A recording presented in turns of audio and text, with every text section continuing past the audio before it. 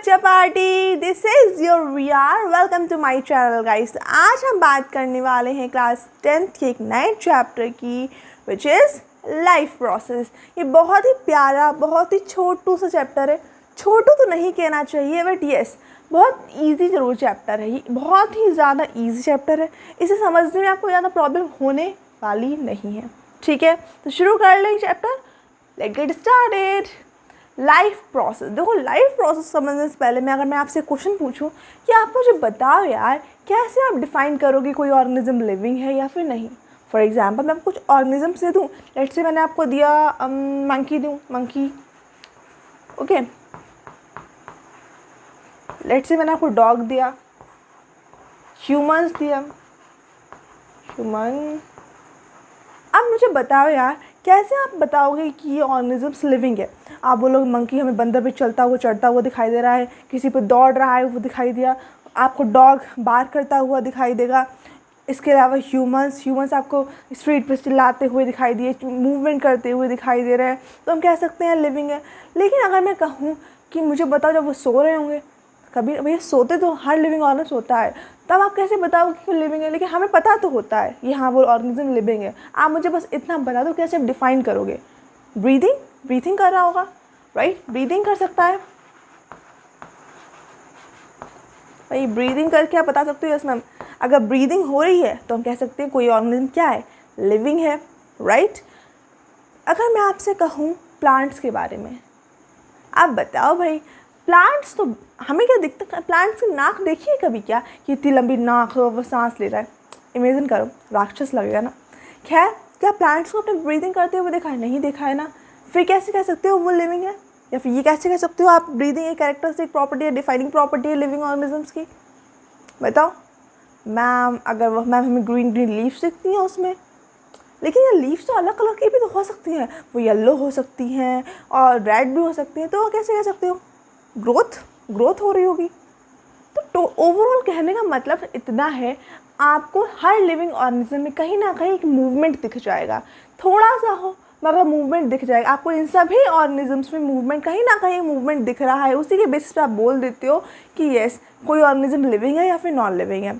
अब मूवमेंट कैसा, मूवमेंट ऐसा भी हो सकता है जो आपको दिख ना रहा हो, आपके नेकेड आइट से विजिबल ना हो, इनविजिबल हो, एक छोटा सा molecular movement. Yes student, molecular movement necessary होता है किसी भी लिविंग ऑर्गेनिज्म में, किसी भी लाइफ को चलाने के लिए। Molecular movement is necessary for life. ठीक समझे, मॉलिक्यूलर मूवमेंट क्या होता है, नेसेसरी होता है किसी भी लाइफ को चलाने के लिए। तो मैं लिख सकती हूँ यहाँ पर molecular movement necessary for life, right. Molecular movement जो होता है वो लाइफ के लिए नेसेसरी होता है। तो अभी ये तो आपको क्लियर हो गया कि कैसे हम लोग बेसिकली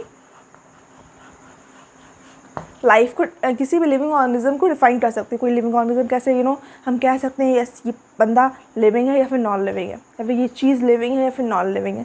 क्लियर हुआ ना। आप बात करते हैं लाइफ प्रोसेस के बारे में कि लाइफ प्रोसेस क्या होती है। अगर मैं हिंदी में बताऊँ आपको तो लाइफ क्या है, लाइफ मतलब कि ज़िंदगी, राइट, और प्रोसेस मतलब प्रक्रिया। तो ज़िंदगी की प्रक्रिया, यही तो मतलब हुआ लाइफ प्रोसेस का, ज़िंदगी की प्रक्रिया, है ना। तो ऐसी प्रोसेसेस जो किसी भी लाइफ को चलाने के लिए नेसेसरी होती हैं, ज़रूरी होती हैं, उनको बोलते हैं लाइफ प्रोसेस। लाइफ प्रोसेस ऐसी प्रक्रिया होती हैं या फिर ऐसी प्रोसेस होती है जिसके थ्रू कोई भी लाइफ चलती है। तो मैं यहाँ पर डेफिनेशन में लिखा हुआ है, the process which maintain body functions and necessary for survival. अगर ये लाइफ प्रोसेस नहीं होंगी तो मे बी लाइफ ना हो। ठीक है, हो सकता है गॉड ने कुछ अलग वे से निकाले, बट लाइफ प्रोसेस अभी हमें जो पता है उसके अकॉर्डिंग बेसिकली लाइफ प्रोसेस जो होती है वो नेसेसरी होती है किसी भी लिविंग ऑर्गेनिज्म को चलाने के लिए। So life process is necessary for survival of living organism. ठीक है, डेफिनेशन फिर से मैं पढ़ लेती हूँ। The process which maintain body functions and necessary for survival is called life process. तो आई होप आपको लाइफ प्रोसेस तो क्लियर हो गया। अब कौन कौन सी लाइफ प्रोसेस होती हैं, हमें बेसिकली 4 टाइप्स की लाइफ प्रोसेस के बारे में इस चैप्टर में पढ़ना है। फर्स्ट लाइफ प्रोसेस है आपकी न्यूट्रिशन, सेकेंड है रेस्पायरेशन, थर्ड है ट्रांसपोर्टेशन एंड फोर्थ है एक्सक्रीशन।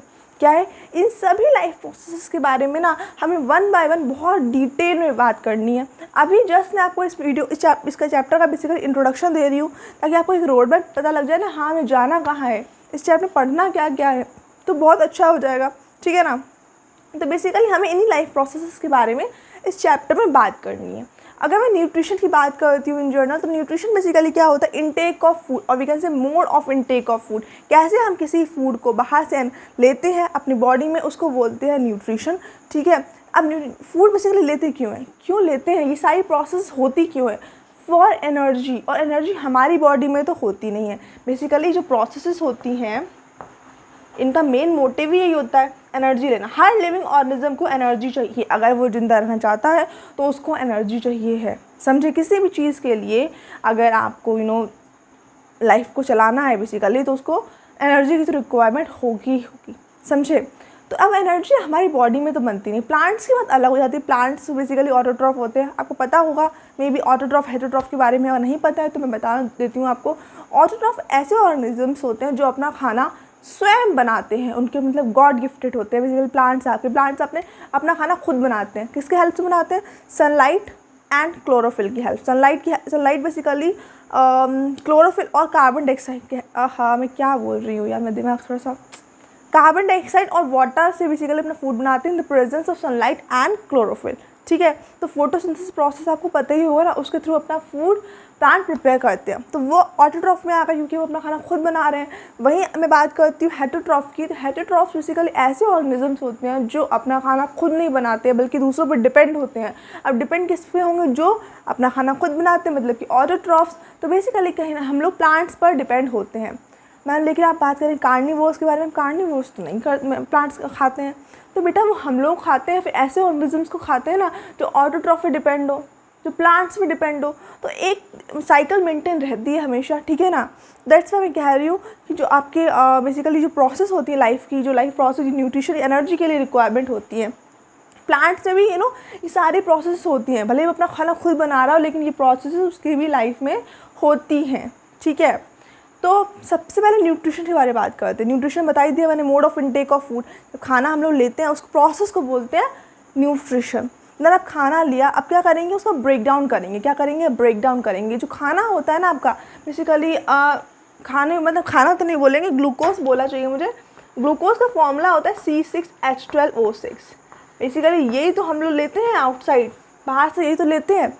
अब ये तो हो गया, आपने जब ग्लूकोज को अपनी बॉडी में इंटेक किया, फूड को अपनी बॉडी में इंटेक किया, देन ये अभी क्या है, कॉम्प्लेक्स कार्बोहाइड्रेट है, कॉम्प्लेक्स मॉलिक्यूल है। क्या है ये, कॉम्प्लेक्स मॉलिक्यूल है। बेसिकली ये एक कॉम्प्लेक्स मॉलिक्यूल है, ठीक है। This is complex molecule. अब इस कॉम्प्लेक्स मॉलिक्यूल को हमें ब्रेक डाउन करना पड़ेगा इनटू सिंपलर सब्सटेंसेस, और इस प्रोसेस को बोलते हैं ना रेस्पायरेशन। जब आप क्या करते हो, ग्लूकोज का सिंपलर सब्सटेंसेस में ब्रेक डाउन करते हो, तो उस प्रोसेस को बोलते हैं रेस्पायरेशन। आपको पता है यार, मोस्ट ऑफ द स्टूडेंट मैंने देखा है वो रेस्पायरेशन और ब्रीदिंग को एक ही मानते हैं, लेकिन आपको ऐसा नहीं करना। ब्रीदिंग अलग चीज़ होती है और रेस्पायरेशन अलग चीज़ होती है। ब्रीदिंग में आप क्या करते हो, सिर्फ ऑक्सीजन को बेसिकली इनहेल करते हो और कार्बन डाइऑक्साइड को एक्सहेल करते हो, समझे, ये होती है ब्रीदिंग।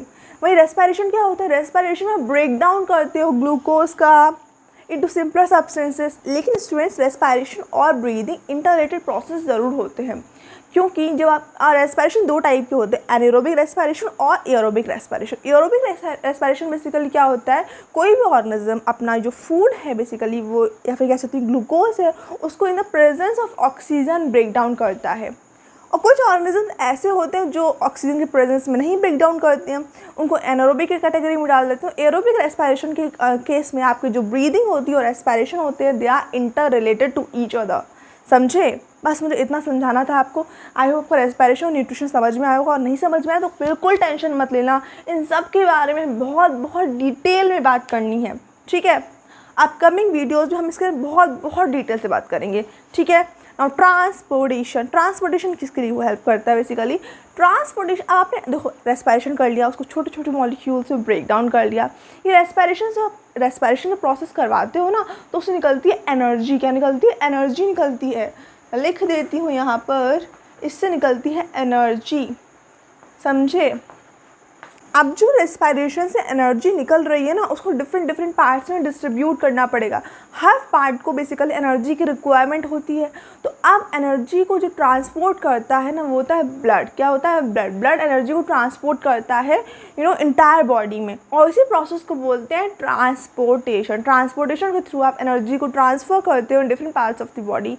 क्लियर हुआ? तो ट्रांसपोर्टेशन में आप क्या करोगे? ट्रांसपोर्ट करोगे। सिंपल सा फंडा है यार ना। एक्सक्रीशन, अब देखो यार, आपने न्यूट्रिशन करवाया, रेस्पिरेशन करवाया, ट्रांसपोर्टेशन करवाया, कुछ वेस्ट मटेरियल भी तो होगा जो फर्दर आप उससे कुछ भी इससे न्यूट्रिशन नहीं ले सकते हो। तो अब वो वेस्ट मटेरियल हो गया। अब उसको क्या करना पड़ेगा? अपनी बॉडी में अपनी बॉडी से बेसिकली एक्सक्रीट करना पड़ेगा, राइट। तो एक्सक्रीट करने की प्रोसेस को बोलते हैं एक्सक्रीशन। क्या बोलते हैं? एक्सक्रीशन। तो वेस्ट मटेरियल जब एक्सक्रीट करते हो अपनी बॉडी से, तो उस प्रोसेस को बोलते हैं व्हाट?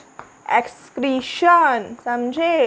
तो 4 इंपॉर्टेंट प्रोसेसेस है हमारी बॉडी में जो कि नेसेसरी होती है किसी भी लाइफ प्रोसेस को चलाने के लिए। न्यूट्रिशन, रेस्पिरेशन, ट्रांसपोर्टेशन, देन फिर आपका एक्सक्रीशन। और ये चारों ही प्रोसेस जो होती हैं वो एक दूसरे से इंटर रिलेटेड होती है। इनके अगर मान लो न्यूट्रिशन नहीं हो तो रेस्पिरेशन कहाँ से होगा भाई? जब फूड ही नहीं लोगे तो आप रेस्पिरेशन कहाँ से करोगे? और अगर आप रेस्पिरेशन नहीं करोगे तो आप ट्रांसपोर्टेशन कहाँ से करोगे? ट्रांसपोर्टेशन नहीं करोगे तो एक्सक्रीशन कहाँ से करोगे? तो वही बात है ना सर, चारों प्रोसेस एक दूसरे से इंटर रिलेटेड होती हैं। क्लियर हुआ? सो आई होप आपको ये सब कुछ समझ में आ गया हुआ कि हमें बेसिकली इस चैप्टर में पढ़ना क्या क्या है। मैंने आपको just complete road map provide कर दिया है कि हाँ, इस चैप्टर में न्यूट्रिशन के बारे में पढ़ना है, हमें रेस्पिरेशन के बारे में पढ़ना है, या फिर मैं कह सकती हूँ लाइफ प्रोसेसेस के बारे में इस चैप्टर में पढ़ना है। समझे? तो बेसिकली ये था overall for this video. If you like my video so don't forget to share and subscribe to my channel. So thank you everyone and bye.